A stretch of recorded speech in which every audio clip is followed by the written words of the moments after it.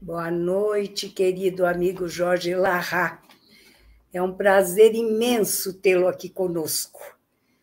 É para uma satisfação muito grande mesmo. Sou sua fã, assisto suas palestras sempre e cada vez fico mais encantada com toda a sua colaboração, com todo o seu conhecimento, que nos transmite de forma tão agradável e tão fácil para nós. E eu também quero dizer aos queridos amigos que nos acompanham pelas redes sociais que sejam bem-vindas para mais esta noite, em que encerramos a primeira Semana Espírita Virtual, com a qual nós comemoramos os 80 anos da nossa instituição, Sociedade Espírita Beneficente Obreiros do Bem.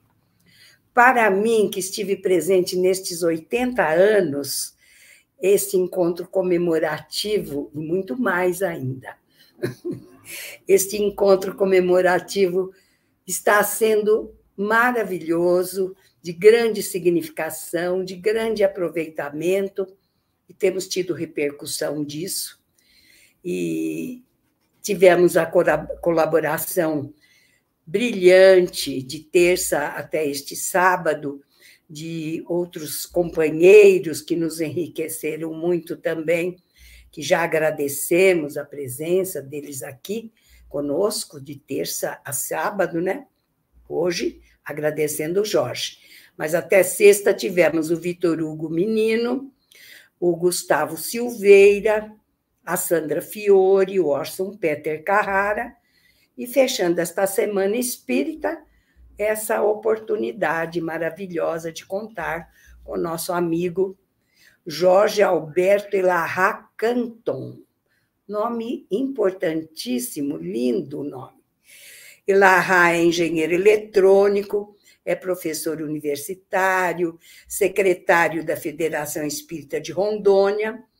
Ali ele atuou durante 35 anos em grupos de jovens, proferindo palestras, dedicando-se ao estudo sistematizado e à unificação do movimento espírita, num trabalho maravilhoso.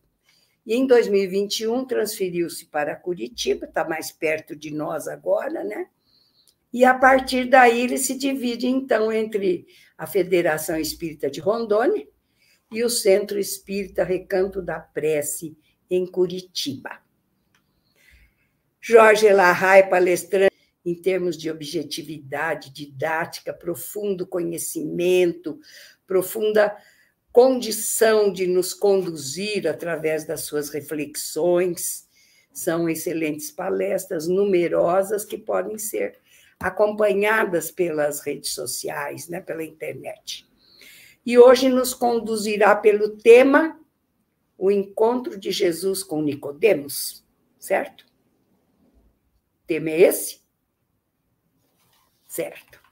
Então, nós somos muito gratos por esta oportunidade, rogamos à espiritualidade superior muita proteção ao nosso palestrante e a todos nós, para que possamos acompanhar eficientemente, né, as ricas reflexões, os ensinamentos que serão transmitidos, e que, como eu digo, que tudo isso possa ser assimilado e transformado em conduta, em crescimento interior.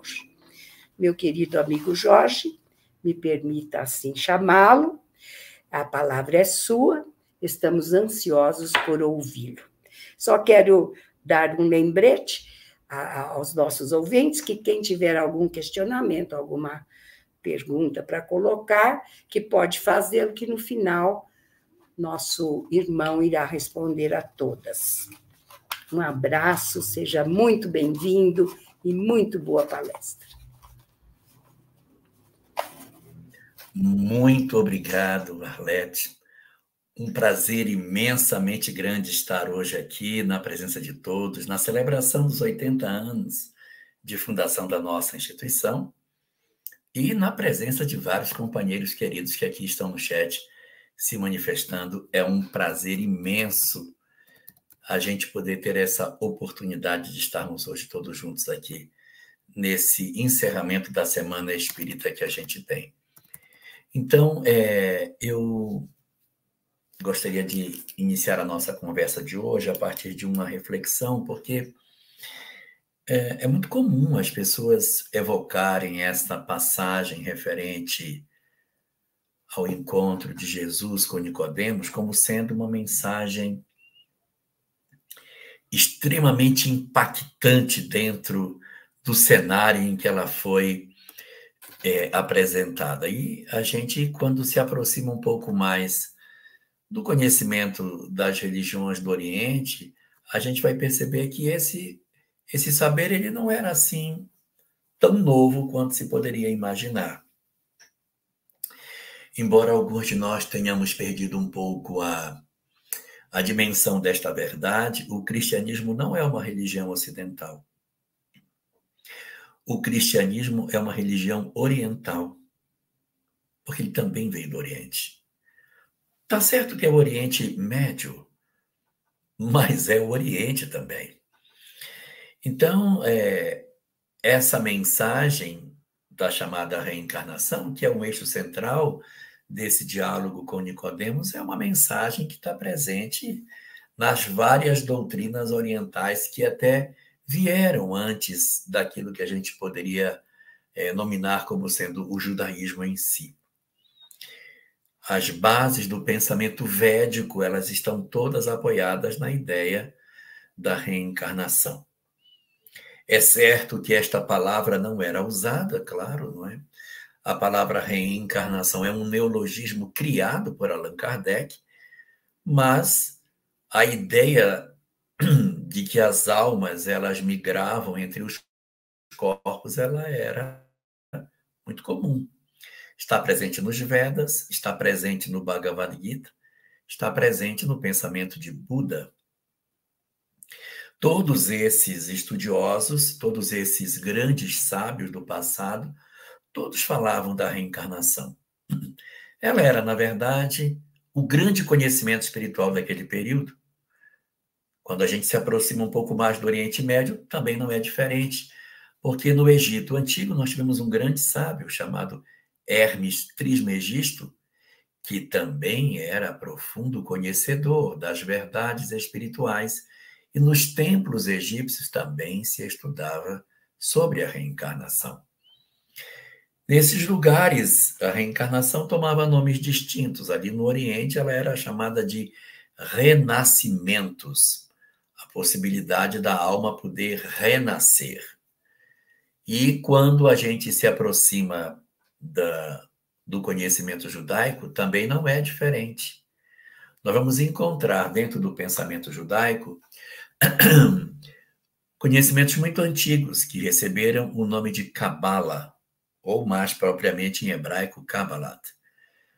O Kabbalat, ou a Kabbalah, não confundir com o Kabbalion, que é uma obra de Hermes Trismegisto, que também fala das coisas espirituais. A Kabbalah, ela era um conjunto de princípios espirituais que navegam muito próximo das verdades espíritas. Fala também da ideia de um Deus único, de um Deus imaterial, fala da imortalidade da alma, da comunicabilidade dos espíritos, do mundo espiritual, fala também desse retorno dos espíritos à vida corporal, que eles chamam de Gilgulin. Então, havia uma palavra que era Gilgul, ciclo, e Gilgulin, ciclos. Gilgulin Neshamot, o círculo das almas. Neshama é uma alma. Neshamot, plural de Neshama. Então, Gilgulin Neshamot era o retorno das almas. Era assim que na Cabala se falava sobre a questão da reencarnação. Esse conhecimento da Cabala é muito antigo.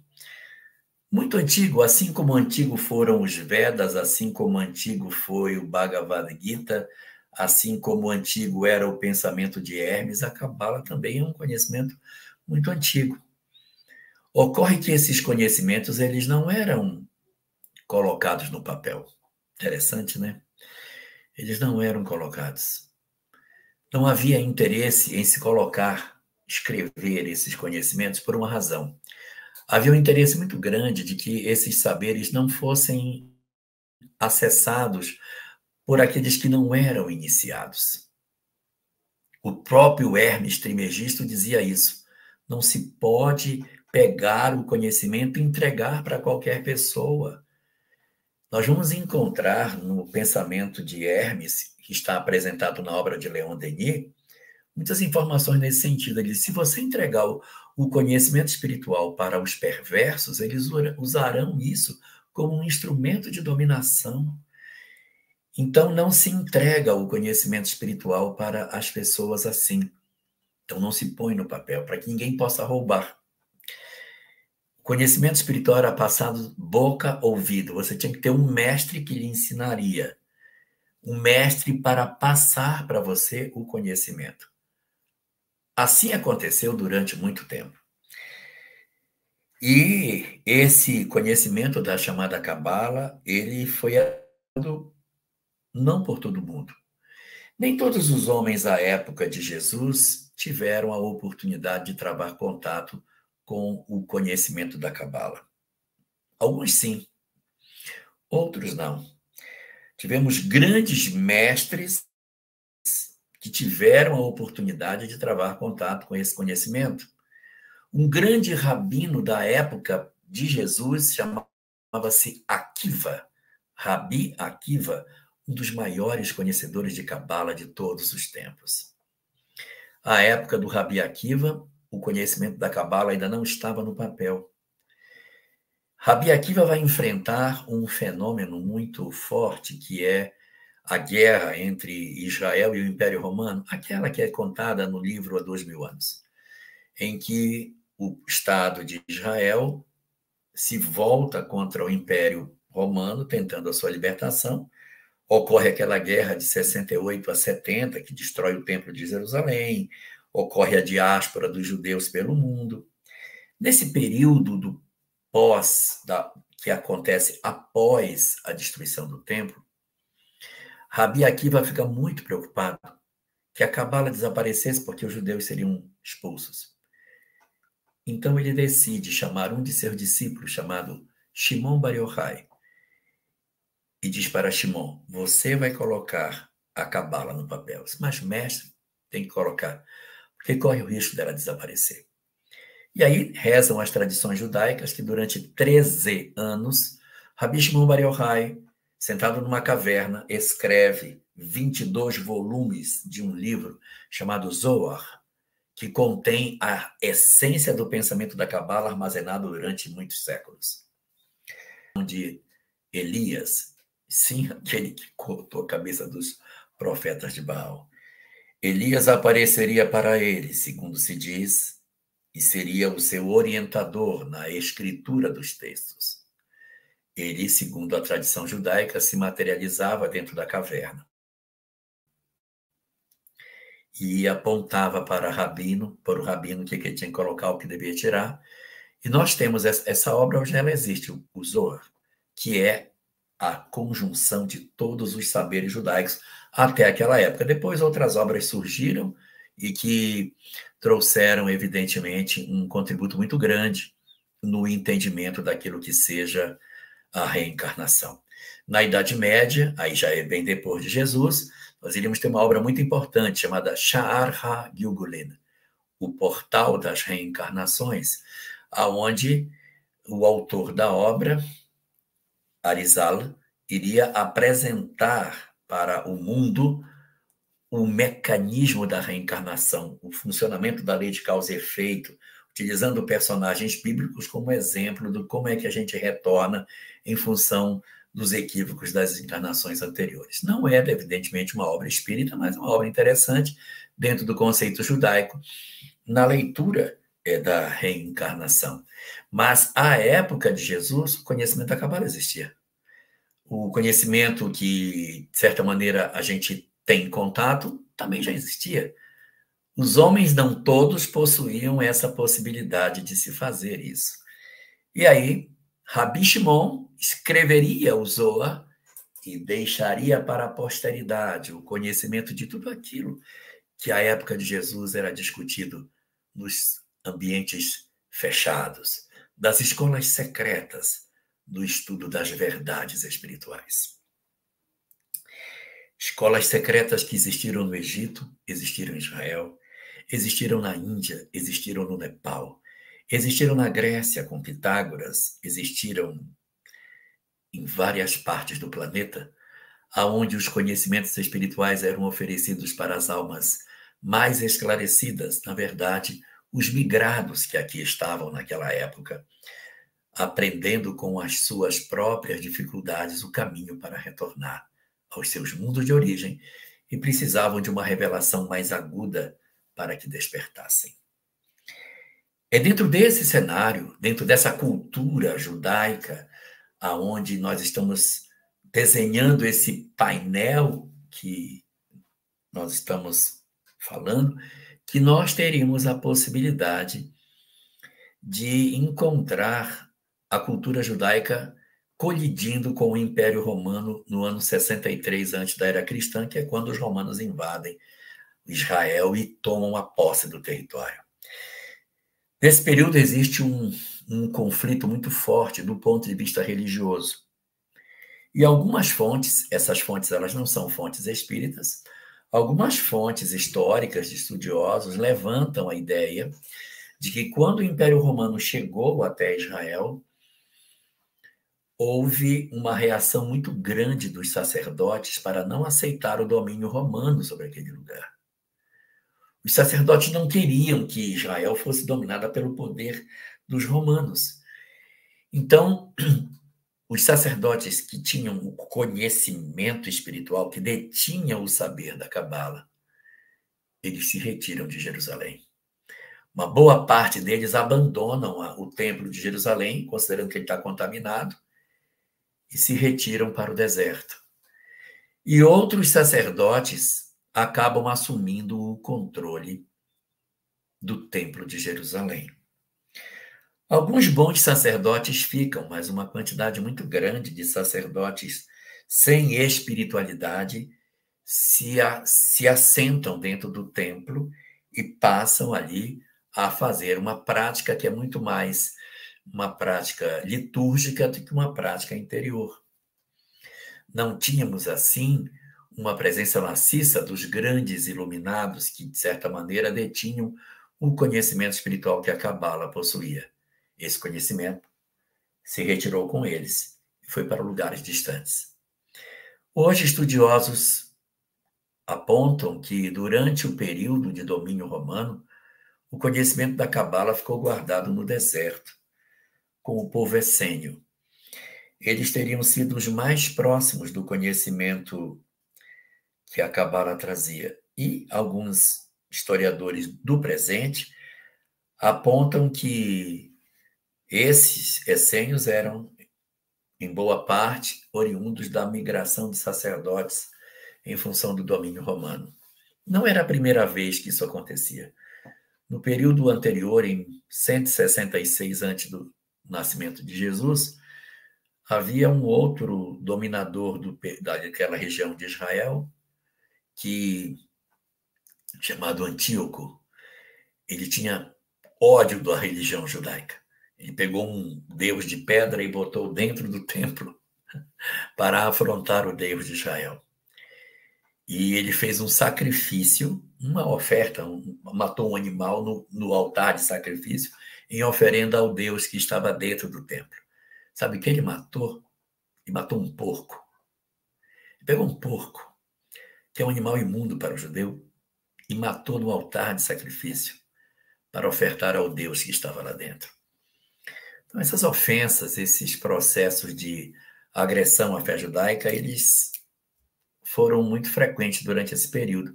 E na medida em que o Império Romano se assenhora daquela região, muitos dos sacerdotes que tinham maior grau de espiritualidade recolhem-se com o conhecimento da Cabala e se retiram sem oferecer essa verdade para muitos dos que estavam ali. Alguns iriam ter acesso a esse conhecimento, mas nem todos teriam. Não seriam todos os sacerdotes de Israel que iriam ter a possibilidade de travar contato com esse conhecimento, mesmo sendo, de repente, personagens ilustres e importantes dentro de Israel. A história da Cabala narra que os próprios rabinos, quando se tornavam homens ilustres, nem sempre conheciam a Cabala. Existe a história de 4 grandes rabinos, Ben Azai, Ben Zomar, Elisha Ben Abuia e Rabi Akiva. Dizem que o rabino chamado Ben Azai era um homem de grande conhecimento e quis conhecer a Cabala, quando já adulto, velho. E quando ele adentrou nesse conhecimento, ele se fanatizou e enlouqueceu. Não voltou mais para a realidade, ficou tão fascinado pelo mundo espiritual que ele perdeu a conexão. E disse que ele entrou, mas ele não saiu. Ben Zomar era um rabino também extremamente dedicado, mas muito severo, muito austero, muito rígido. Quando o velho decidiu conhecer a Cabala, e quando adentrou no campo, descobriu que havia feito muita coisa equivocada. E se desesperou quando ele percebeu a lei de causa e efeito e as diversas opções equivocadas que ele havia feito. E disse que, em função disso, ele enlouqueceu de dor. Um se fanatizou, o outro enlouqueceu de dor. Ficou profundamente desesperado porque não tinha mais como voltar para desfazer o feito. Um terceiro rabino, já velho, decidiu entrar no campo, no Pardes, como se chama quando se vai aprender a Cabala. Chamava-se Elisha Ben Abuia. E quando começou a estudar, começou a ver que os rituais não faziam o menor sentido, que todos aqueles rituais que ele tinha aprendido não eram importantes, que o importante era o conhecimento espiritual. Pouco importavam as coisas que durante tantas décadas ele praticou de maneira sistemática, que aquilo, na verdade, não tinha valor nenhum. E acabou fazendo uma ruptura com a fé. E se afastou de Deus. O primeiro entrou e não saiu. O segundo quis sair sem ter entrado. O terceiro nem entrou e nem saiu. E o quarto é o Rabi Akiva, que eu falava ainda há pouco, dizendo que foi um grande sábio. Rabi Akiva foi o único dos 4 que entrou, conheceu, saiu e divulgou a Cabala. Essa história mostra que nem todos os rabinos tinham contato com o espiritual, nem todos eles conheciam a Cabala, nem todos tinham acesso a esses conhecimentos, e alguns que tinham não conseguiam sequer entender. Alguns até se aproximavam do conhecimento espiritual, mas que negócio, era tão complexo, era tão difícil compreender que existia vida após a morte, que existia comunicado, que existia reencarnação, que tem a lei de causa e efeito, que tinha que fazer o autoconhecimento. Era tão problemático. Havia muitas dúvidas, e só alguns é que conseguiam se iluminar. O nosso texto de hoje, que serve de discussão, está contido apenas no Evangelho de João. Nenhum outro evangelista narra essa passagem, que trata sobre o encontro de Jesus com Nicodemos. O Evangelho de João, no seu capítulo 3º, vai nos falar sobre esse encontro, dizendo assim: e havia entre os fariseus um homem chamado Nicodemos, príncipe dos judeus. Príncipe dos judeus é um termo para dizer que ele fazia parte do Sinédrio. O Sinédrio era um colégio de rabinos muito famosos. Então, tinha muitos rabinos, e desses rabinos, 69 deles eram escolhidos para serem componentes do Sinédrio. Além desses 69, tinha mais o vice-presidente e o presidente do Sinédrio, 70 a 71, e o sumo sacerdote, 72. Eram 72 integrantes do Sinédrio. E esses 72 homens eram quem decidiam as questões magnas de Israel.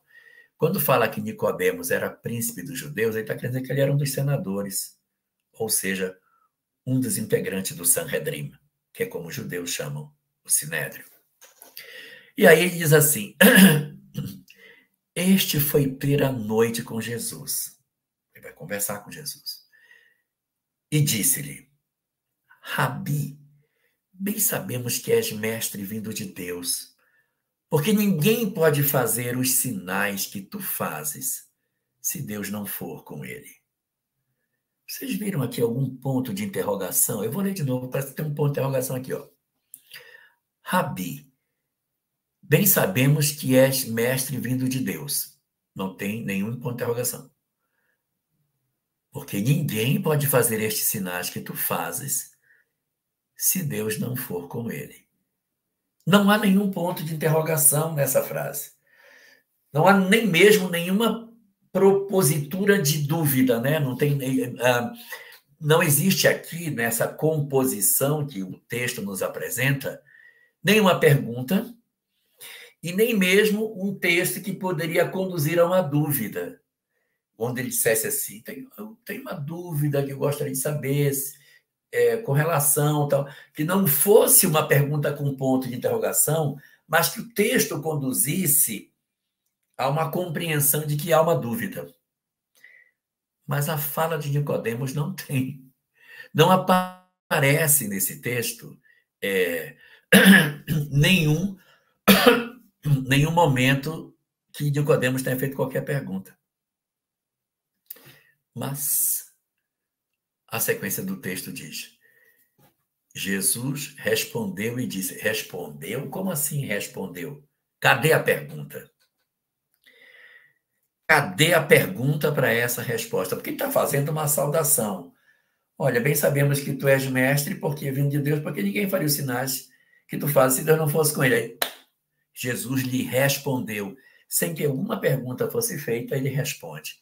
Na verdade, te digo que aquele que não nascer de novo não pode ver o reino de Deus.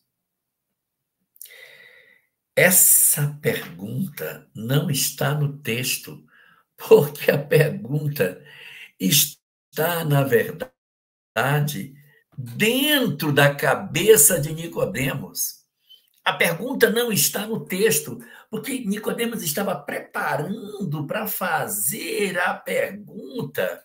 Quando ele está elaborando como que ele vai chegar, Jesus faz um atalho na conversa e responde a pergunta que ainda não havia sido feita. Na verdade, te digo que ninguém pode ver o reino dos céus se não nascer de novo.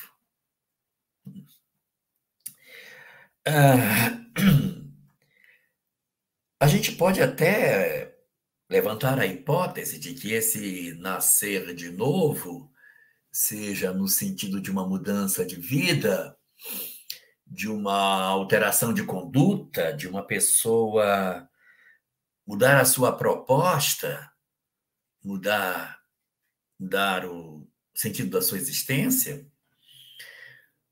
Mas Nicodemos não leva a pergunta para esse lado. Ele leva a pergunta para o sentido literal. E pela condução que Jesus vai dar para a conversa, dá para perceber que realmente o assunto era da literalidade. Porque diz assim, na verdade, te digo que aquele que não nascer de novo não pode ver o reino de Deus. Disse-lhe Nicodemos, como pode um homem nascer sendo velho? Pode, porventura, tornar a entrar no ventre de sua mãe e nascer? Porque ele está pensando que vai nascer na mesma mãe. Ele é velho e vai ter que voltar para dentro da mãe dele para nascer. Ai, ai. E Jesus diz, na verdade, eu te digo que aquele que não nascer da água e do Espírito não pode entrar no reino dos céus. Alguém poderia dizer que isso se refere ao batismo, né? Nascer da água e do Espírito não pode entrar no reino dos céus. Poderia até ser, se essa não fosse uma prática judaica. Existe uma prática judaica chamada mikve. O que é mikve? Ou mikva. Tem algumas regiões do planeta que falam mikva. Outras chamam mikve. Tanto faz. Mikve, mikva. Pode procurar na internet. Mikve. M-I-K-V-E. Mikve ou mikva. É uma prática judaica. Tem dentro das sinagogas. As pessoas, quando estão cheias de pecados, elas entram e ali elas imergem nessa água e assim como a água corrente leva a água, né? levaria os pecados do indivíduo. É uma lavagem. E assim, esse pessoal mora no deserto, a água não é uma coisa abundante. Então, você tem um momento que você mergulha dentro de um rio que leva você na correnteza, é muito significativo. É diferente para mim, que sou da Amazônia, que tem rios que eu não enxergo outra margem. Então, para mim, entrar num rio para pegar água não é nada, não é nada estranho. Mas para eles, nossa, isso é uma coisa espetacular. E a mikve, ela existe dentro das sinagogas. Se você pegar, escreve aí mikve, que você vai ver que é tipo umas banheiras de pedra aonde os judeus entram e a água tem que ser água corrente. A água corrente passa e lava as pessoas e elas então saem dali purificadas. Se fosse isso, então as pessoas era só fazer um mikve. Eu faço vários mikves durante a vida. Estou cheio de pecado, vou lá na sinagoga, faz um mikve, pronto. Então não é isso, não é. Não é o sentido da água nesse sentido literal. Nascer da água e do Espírito. É um sentido filosófico muito mais profundo, que, de certa maneira, encontra eco em quem é o autor desse texto. O autor desse texto é João Evangelista. João Evangelista, como nós bem sabemos, ele não ficou muito tempo em Jerusalém. Ele foi degradado e ele passou um tempo longo vivendo fora de Jerusalém, na Grécia. E durante o tempo que ele viveu na Grécia, ele foi se aproximando da cultura grega, do pensamento filosófico grego. E no conceito dos gregos, a água era o princípio da vida. Existe um filósofo pré-socrático chamado Tales de Mileto, que dizia que a água era o princípio da vida, porque nada que é vivo é seco. Todo animal tem água dentro. Você mata um animal, sai água de dentro dele. Se estiver morto, não tem mais água dentro. Então, Tales dizia que o princípio da vida está exatamente na água. Aí teve um discípulo chamado Anaximandro, que dizia, não, às vezes tem água, mas falta para ele outro elemento. Então, cada um dos discípulos de Tales, tem Anaximandro, Anaxímenes, cada um foi dizendo um elemento diferente. Um diz, não é a água, é o calor, porque se tiver água, mas estiver gelado, não está vivo, não tem que ter calor. Aí o outro disse, não, mas não é o calor, é a respiração, porque o animal tem que estar respirando. Tem animal que é gelado e está vivo, mas ele tem que respirar, ó. Tem que ter respiração. Então, como tem respiração, ele tem que ter ar dentro dele. E teve um outro que veio e disse, não adianta ter a água, adianta ter o calor, não adianta ter a respiração, se não tiver o corpo. Para ter vida tem que ter corpo. Aí foi quando apareceu Empédocles, que disse que é terra, fogo, água e ar. É daí que surgem, né, os 4 elementos do pensamento pré-socrático. Mas a ideia de Tales, ela é uma ideia muito, muito marcante, porque ele é o primeiro de todos os filósofos gregos, é o mais antigo de todos. Tales de Mileto, o mesmo das retas paralelas que a gente estuda lá na 7ª série. Então, Tales de Mileto levou essa discussão sobre a água, porque ele dizia que a vida surgia na água, os peixes, havia a ideia de que a vida havia surgido nas águas, os peixes teriam sido o princípio de todas as coisas. Havia também a ideia de que nós, evidentemente, também somos originários da água, porque a junção do sêmen para a formação do novo corpo vem da água, então nós também surgiríamos da água. Existe a ideia de que o próprio óvulo é uma gotinha de água. Então, tudo conduz ao pensamento da água como a origem da vida. Não só a vida surgiu na água, como 67% do nosso corpo também é água. Todos esses elementos convergem para uma leitura de que essa visão não é o corpo, não é a mikve, não é o batismo. É um novo corpo. Porque eu tenho que nascer da água e do Espírito. Não adianta nascer só da água, tem que nascer da água e do Espírito. E aí, Jesus ainda avança nesse sentido quando ele diz assim: na verdade, o que é nascido da carne é carne, e o que é nascido do espírito é espírito, separando de maneira muito clara as coisas materiais das coisas espirituais. Não te maravilhes de eu te haver dito que é necessário nascer de novo. Isso era velho na Cabala. Isso era muito conhecido pelos mestres de Israel. E aí ele diz: o vento assopra onde quer e ouves a sua voz, mas não sabes de onde ele vem nem para onde ele vai. Assim é todo aquele que é nascido do Espírito, ou seja, o Espírito vem de um canto que tu não sabe de onde é e vai para um canto, não sabe. Isso é o Espírito. O corpo é outra coisa. Então tem o Espírito e tem o corpo. É essa que é a grande questão. É preciso nascer do corpo e do Espírito. E Jesus não estaria, na verdade, trazendo nada muito, muito surreal, porque a Cabala já era conhecida. E esse pensamento da transmigração das almas também era sabido. O lugar aonde João estava vivendo, que era a Grécia, também estava cheio de ideias da reencarnação, lá chamado de palingenesia. Pitágoras tinha ido ao Egito, capturado esse conhecimento e levado para o Egito. Sócrates falava sobre isso. Então, a ideia da palingênese ou palingenesia era um pensamento comum na Grécia antiga. Não era nada tão bizarro se alguém oferecesse a informação da reencarnação. Nós, entretanto, ficamos muito presos a essa passagem de Nicodemos como se ela fosse a maior das passagens que Jesus estivesse comentando sobre a reencarnação. Mas existem muitas outras. No primeiro capítulo logo do Evangelho de Lucas, ele fala que quando João Batista nascesse, ele viria no espírito e virtude de Elias. Posso dizer que o espírito e virtude de Elias é a reencarnação. Mas alguém pode dizer que não. Não, não é. Vamos admitir que não seja, mas está dito lá. Virá no espírito e virtude de Elias.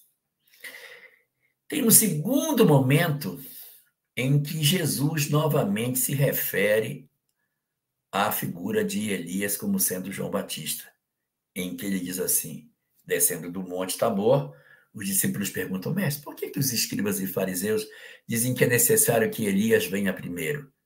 Aí Jesus disse, Elias já veio e não o conheceram.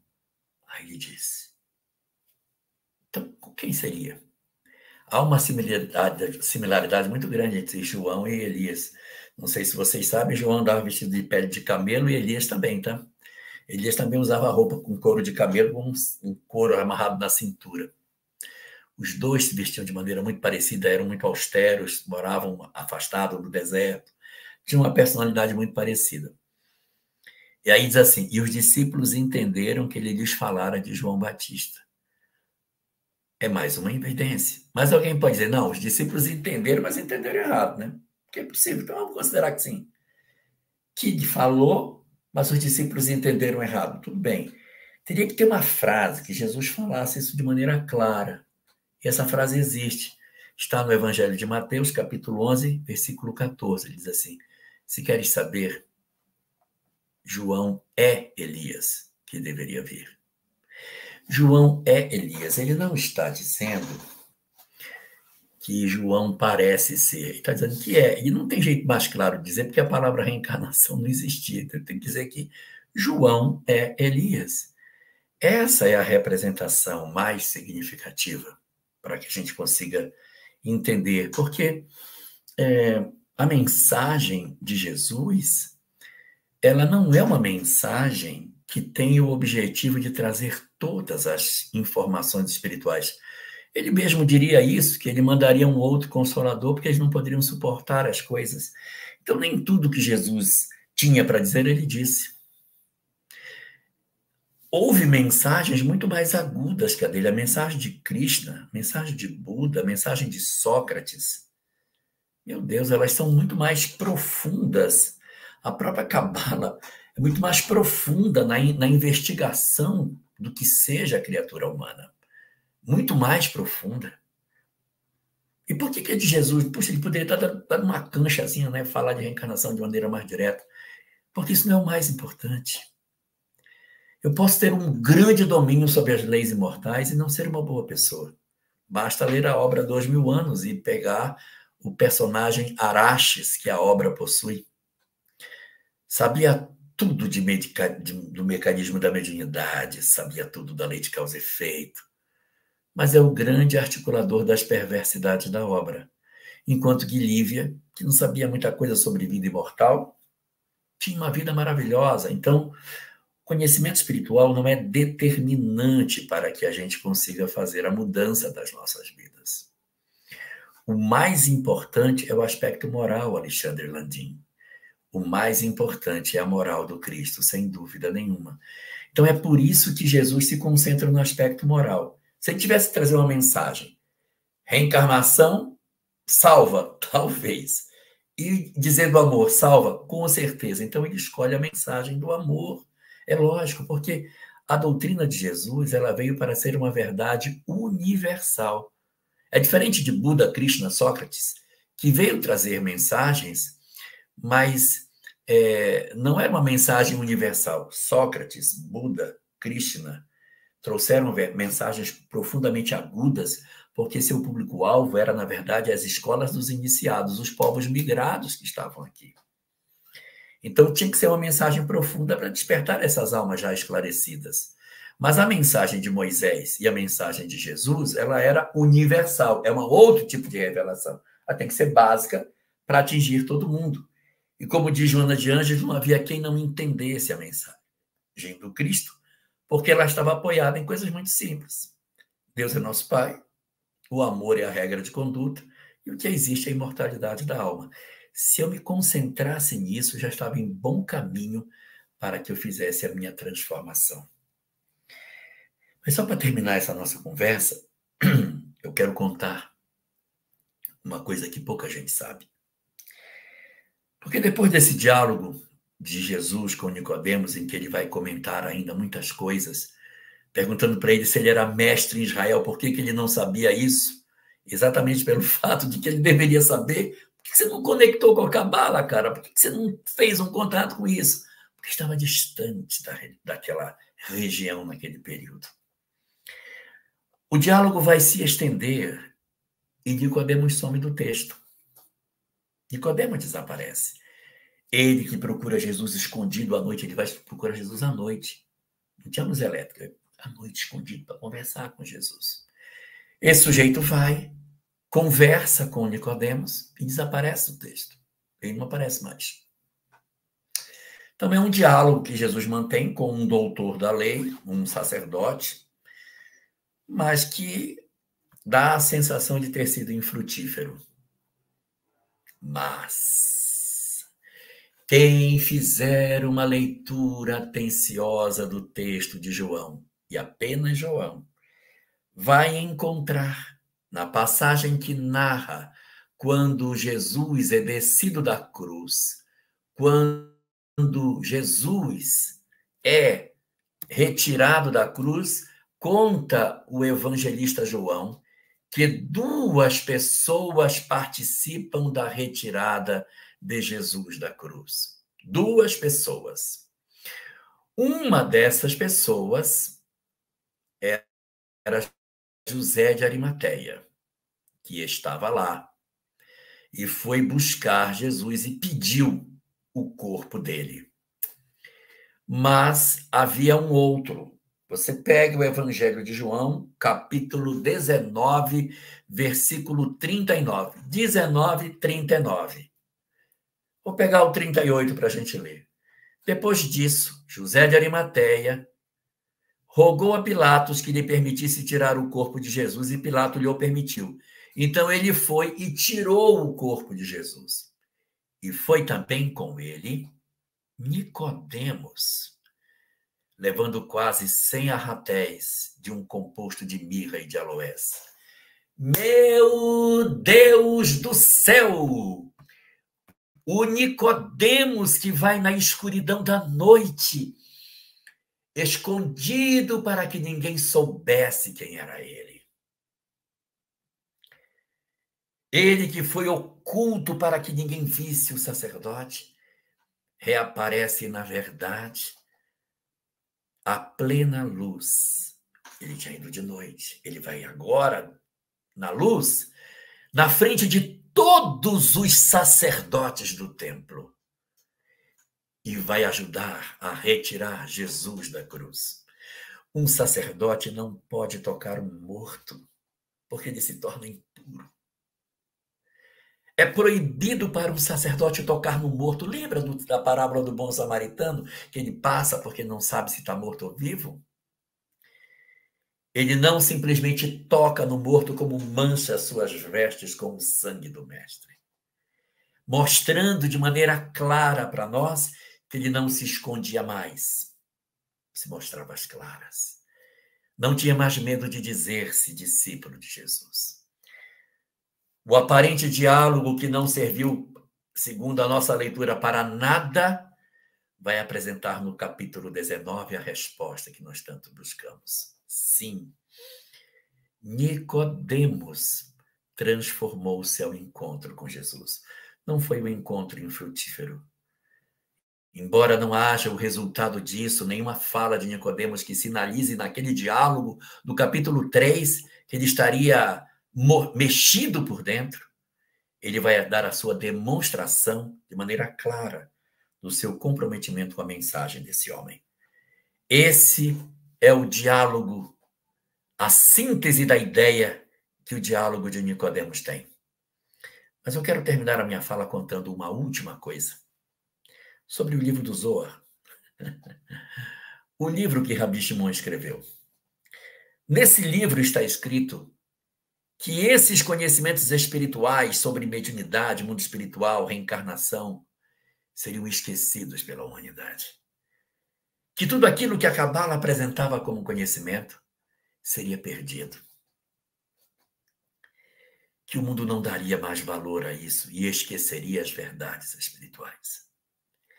E está dito no Zohar que na década de 1840, os conhecimentos espirituais voltariam para a humanidade. E aquilo que a Cabala tinha registrado passaria a ser buscado pela humanidade a partir dali. E uma nova onda de espiritualização surgiria na Terra. 1840. Eles podem ter errado a década em 10 anos, porque, na verdade, a eclosão dos fenômenos vai se dar na década de 50. Mas foi exatamente no dia 31 de março de 1848 que se dá o fenômeno de Hydesville. 1840, o retorno dos conhecimentos da Cabala, reeditados com outro nome, mas as verdades espirituais que nunca morrem voltariam para fazer parte da nossa história. Nicodemos não teve a chance de conhecer naquela oportunidade, mas quem sabe, ao longo desses 2000 anos de lá para cá, já pode ter tido a chance de reencontrar com esses conhecimentos em outros ambientes, ou quem sabe, dentro da doutrina espírita, para mergulhar nos saberes e entender como pode um homem sendo velho voltar ao ventre de sua mãe. Que Deus nos abençoe nesse propósito e que a gente consiga, de maneira mais nítida, compreender a majestade dos ensinamentos espirituais. Gratidão por esta excelente palestra, por nos conduzir a esse encontro de Jesus com Nicodemos de uma maneira que, nos mostrando o contexto de toda esta história, né? Porque a gente vê só superficialmente. E encontramos um Nicodemos mostrando pelas atitudes que realmente ele era um discípulo de Jesus, né? Ao se mostrar no final, retirando da cruz, incensando. É uma história, é uma mensagem maravilhosa que nos é passada. Quantos aprendizados, quantos ângulos dessa passagem que nós não conseguiríamos perceber. Desconhecemos todas essa trama que paralelamente caminha com essa situação, né? E eu vou abrir para os questionamentos das pessoas, mas eu tenho uma pessoal. Por que será que há tanta resistência em aceitar a reencarnação?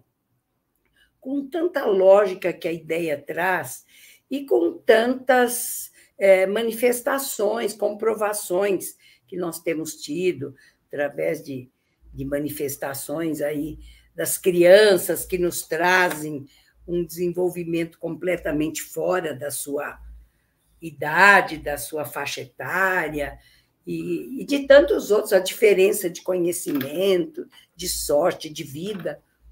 Está tão claro que há alguma coisa, né?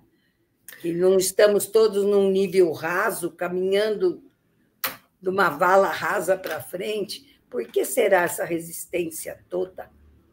Essa resistência, ela existe no Ocidente. Ela não existe no Oriente, porque o Oriente está assentado em cima do pensamento védico. E o pensamento védico ele é todo reencarnacionista. O brahmanismo, o hinduísmo, todas as religiões orientais, sem exceção, são todas reencarnacionistas. O que faz a visão que não é reencarnacionista são os braços abraâmicos. Então, nós temos 3 religiões abraâmicas: o judaísmo, o islamismo e o cristianismo. O judaísmo é reencarnacionista. Vou repetir. O judaísmo é reencarnacionista. Aí o cristianismo, que é uma religião que, de certa maneira, é muito frequente no Ocidente, ela tem muitos braços que não são reencarnacionistas. E o islamismo também tem poucas vertentes que são reencarnacionistas. Tem, por exemplo, os drusos são reencarnacionistas, os sufis são reencarnacionistas, mas xiitas e sunitas, que são as suas grandes versões dominantes, elas acabam não tendo a leitura da reencarnação. Mas vamos lá. Por que o cristianismo não adota a reencarnação como verdade? Muitas pessoas poderiam evocar a ideia daquele concílio de Constantinopla II, 552, daquela votação e tal. Tudo bem, mas isso já passou, já tem 1.500 anos depois daquilo. Por que a gente ainda continua? É porque o princípio da reencarnação ele nos remete a uma responsabilidade. E é muito mais conveniente eu dizer assim: ele é o meu salvador e ele vai me salvar. Eu não preciso fazer muita força, porque se eu declarar que Jesus é o meu salvador, eu estou limpo. Já a doutrina da reencarnação diz: não, tudo bem, ele salva o seu futuro, mas ele não salva o passado. O passado você vai resolver, amigo. Ele vai salvar o seu futuro, porque com o conhecimento que você tem, é possível que você não venha a cometer novos erros, mas do passado você está nele. Então, a ideia de que eu tenho que resolver o que está pendente em mim, que eu preciso me transformar, é muito complicado. Olha a diferença. Eu digo para uma pessoa assim: todas as pessoas que você matou estão enroladas na sua lei de causa e efeito. Você vai ter que resolver esse problema. Todas as pessoas que você roubou, que você matou, todo o mal que você fez está em você. E você vai precisar resolver isso. Olha o grau de responsabilidade que tem aqui. Mas se eu disser: não precisa fazer nada disso, peça que Deus lhe abençoe, que ele vai zerar seu caixa. E você entra no reino de Deus, basta confessar que ele é seu salvador. Veja como é muito mais confortável essa doutrina. Então acaba sendo muito interessante nesse sentido e acaba sugerindo que a gente se esconda nos cultos exteriores, nas práticas externas, nas liturgias, nos paramentos, do que a reencarnação, que necessariamente leva a obrigatoriamente uma transformação moral. É essa mudança interior que ninguém quer fazer. Então é melhor eu fazer uma oferenda e limpar a minha alma de todos os males que ela tenha. É isso mesmo, é o comodismo humano, né? Comodismo. Agora eu vou chamar meus companheiros, o Raul e o Léo. Onde eles foram parar, apareceram. O Léo está aí, Raul. É legal, né? Ó, excelente, viu? Se eu for me permitir abrir, viu, Jorge? As suas questões, suas colocações, né? A forma que você conduziu a palestra, no tempo que te foi dado, você conseguiu, assim, trazer muita informação, né? Sim. E a gente tem aqui algumas questões, né? E eu gostaria de colocar, deixa eu ver uma... Essa aqui é bem atual, viu, ô Jorge? Ó, você vai poder... Você vai conseguir... Só, nós vamos chamar você para um poder de síntese gigante. Olha essa questão. Mas olha só, deixa eu só dizer uma coisa para você. Eu avancei no tempo porque eu vi que não tinha pergunta, igual não tem pergunta, eu vou avançar, senão eu tinha refreado um pouquinho. Mas tudo bem, vamos lá. Não, mas você fez bem, porque assim, a gente estabeleceu esse tempo, mas é que a sua oratória, o seu conhecimento mereceria a gente ficar aqui 2, 3 horas até meia-noite. Está ouvindo mesmo, aproveitando essa oportunidade. Mas olha essa pergunta, ó, vamos ver se você consegue, através do seu poder de síntese, trazer um pouco do que ocorre nessa região. Porque ainda hoje vemos tanto endurecimento nessa região de Israel e Oriente Médio. Bom, está falando ainda hoje porque deve ter tido endurecimento para trás, né? Deve ser, né? Porque se tem ainda hoje é porque para trás teve. E na Europa não teve? Na Europa não teve, não?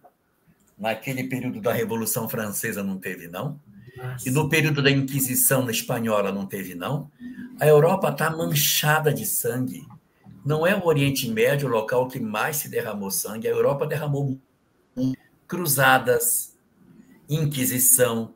Só na Revolução Francesa foram 200 mil pessoas foram mortas, 16.254 guilhotinadas e o resto morto na rua, morto nos calabouços. E as revoluções?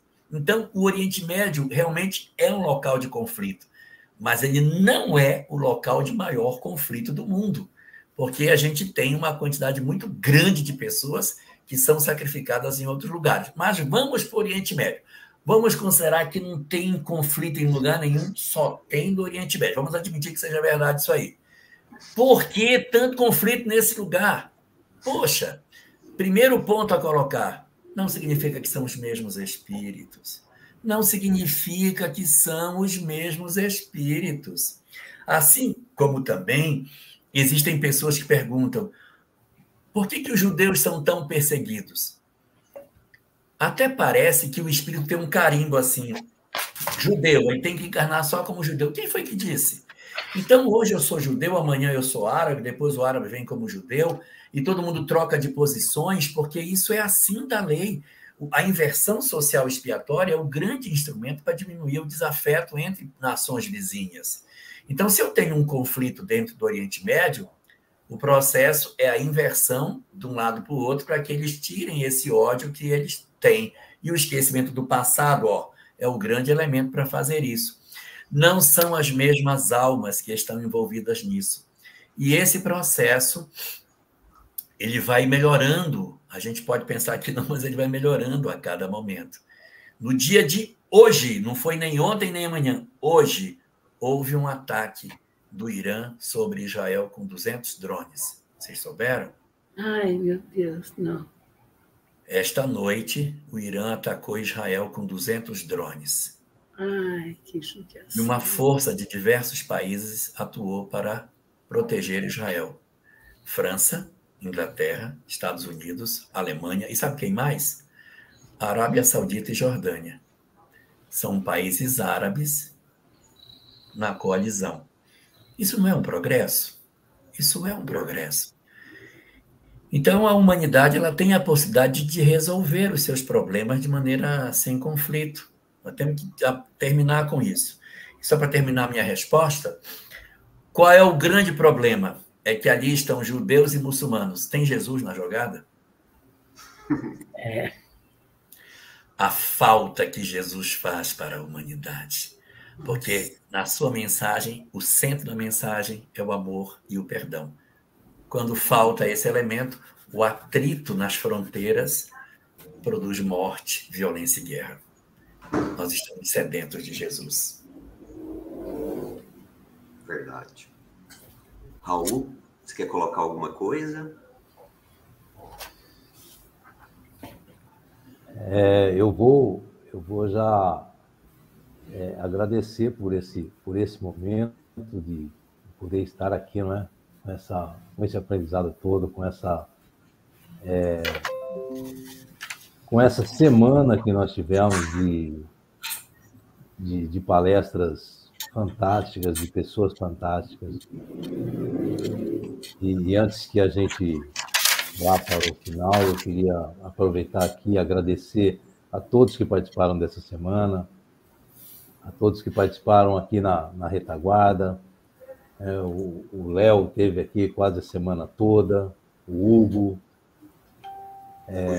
tivemos o Jonas, Aloísio. O Aloísio, que trabalhou bastante nesse projeto. E eu queria agradecer a oportunidade que tive de poder participar desse momento dos 80 anos da Obreiros do Bem, da minha vida, ter participado desse momento. Agradecer a todos que participaram, a todos que, de alguma maneira, colaboraram. A diretoria da casa, a USE, que há pouco nos apoiou, a Rai TV, que deu um apoio grande na pessoa do José Aparecido, a Rádio Web Fraternidade, com o Rubens. Então, a gente teve uma grande audiência, né? Graças a todo esse apoio, a todas essas pessoas que não apareceram na telinha, mas que colaboraram imensamente para que esse conhecimento, toda essa boa nova tenha chegado a todos. Sim. Eu acho que nós podemos caminhar para o encerramento. Sim. Sim. Eu só vou mencionar que tem muitos outros comentários, viu, Jorge? Você está acompanhando aí, né? E depois você vai poder também tirar a dúvida de um ou outro que ficou aí, tá? A gente menciona aqui pessoas que estiveram conosco, tanto do Brasil, eu vou só citar o estado, Rio Grande do Sul, Mato Grosso, Minas Gerais, próprio São Paulo, de outros países, tá? A gente teve acompanhantes hoje de Portugal, dos Estados Unidos, tá? Então, Rio Grande do Sul, eu falei, né? Tá surgindo aqui. Então, e o pessoal te elogiando muito, viu, Elahá? Não é para, né? Mas o seu conhecimento, a sua forma didática de nos trazer conhecimentos históricos, culturais, né? Referenciando a Bíblia, o Novo Testamento, o Velho Testamento, fazer essas links assim. Então, o pessoal elogiou muito e assim, a gente fica extremamente feliz que você pôde nos abrilhantar, repetindo o Raul Arlete, né? Ou a minha filha, a Maju, está aparecendo ali, a Majuzinha. Ela... Então, o pessoal tem feito muitas perguntas e que eu tenho certeza que o Elahá teria condições de responder. Pode falar. Queria responder a pergunta do Henrique Souza. O Henrique pergunta se pode ter uma quarta revelação. Então, Kardec diz isso. Kardec diz isso no livro que é o Espiritismo. Ele diz assim, se queimarem todos os livros e destruírem todo o conhecimento espírita, ele se reescreve. Talvez com outro nome, mas vai se reescrever porque as verdades espíritas estão na lei da natureza, então se reescreve. Se a gente desviar, se houver um esfriamento, como você fala, virá uma quarta, uma quinta, uma sexta. O ideal é que não venha, mas se esfriar, vem uma quarta. Está na lei da natureza, Henrique, então virá sempre que for necessário. Sim. Então, nós podemos caminhar para o final, né? Isso. E como nós temos feito, Jorge, nós temos pedido para o palestrante da noite fazer a prece final. E as suas preces são maravilhosas, que eu tenho acompanhado, de muita inspiração. Esperamos por ela, então. Então, vamos orar. Divino Senhor das nossas vidas, estende a tua misericórdia por sobre todo o planeta, levando as tuas bênçãos de paz, Senhor, ao coração dos homens. Ajuda-nos a redescobrir o caminho que nos conduz a ti e acende a lâmpada da fé no coração das criaturas desarvoradas que neste momento se precipitam no fosso da depressão, do vazio existencial, da angústia de viver pela falta de fé em virtude do momento em que vivemos. Acerca-te do coração das criaturas, enlouquecidas de dor, e que se projetaram no desespero da promiscuidade, da drogadição, do alcoolismo, como forma de suplantar as carências profundas que trazemos em nossas almas. Senhor, tende piedade de todos nós, que somos ainda tão cegos das verdades espirituais, que ainda temos tanta dificuldade de compreender a necessidade do amor para que sejamos felizes. E orienta-nos para que os convites equivocados do mundo, para que a melodia patética do materialismo não nos seduza, não nos hipnotize, nos conduzindo na direção do abismo, mas ajuda-nos a despertar para as verdades espirituais, para a compreensão do sentido verdadeiro da vida, a fim de que descobramos de maneira efetiva e definitiva o que verdadeiramente somos e as leis imortais que regem as nossas vidas. Não deixa, ó Senhor de todas as coisas, que os nossos corações se sintam arrastados no vendaval da loucura da transição que atravessamos, mas oferece-nos a condição de compreendermos a mensagem espírita que ronda as nossas vidas há tantos séculos e milênios, com nomes diferentes, mas apontando-nos as mesmas verdades ao longo de tantos e tantos séculos. Ajuda-nos, enfim, a identificarmos os nossos corações com o propósito do bem, quebrando, enfim, as algemas miseráveis que nos impedem de perceber a extensão do teu amor e da tua misericórdia. Que seja, Senhor, esta encarnação o momento decisivo das nossas vidas, em que, enfim, nos colocamos de pé diante da tua lei. Auxilia-nos assim neste momento tão grave que a humanidade atravessa, insuflando coragem e paz ao coração dos homens, força e determinação no bem para as transformações que a humanidade precisa. E por fim, Senhor, nós te rogamos amor ao coração dos homens, amor sobre toda a humanidade, paz sobre todas as nações, paz sobre todos os lares da terra, que o teu amor, enfim, abrace a humanidade inteira nessa noite de tanto suspense e de tantas dores, que a luz da tua misericórdia, enfim, derramada sobre o planeta, nos dê cada vez mais a certeza de que tu estás no controle de todas as coisas e de que o teu amor rege a vida. Entregues assim aos teus cuidados, nós somente te agradecemos, Senhor, e te pedimos que permaneças conosco, envolvendo as nossas almas sob a tua proteção e a tua infinita paz.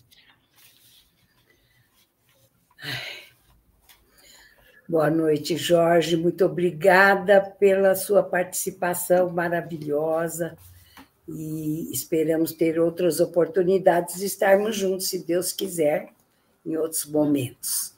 E o abraço a todos os que participaram conosco, a você especialmente, da nossa Sociedade Beneficente Obreiros do Bem e de todos nós.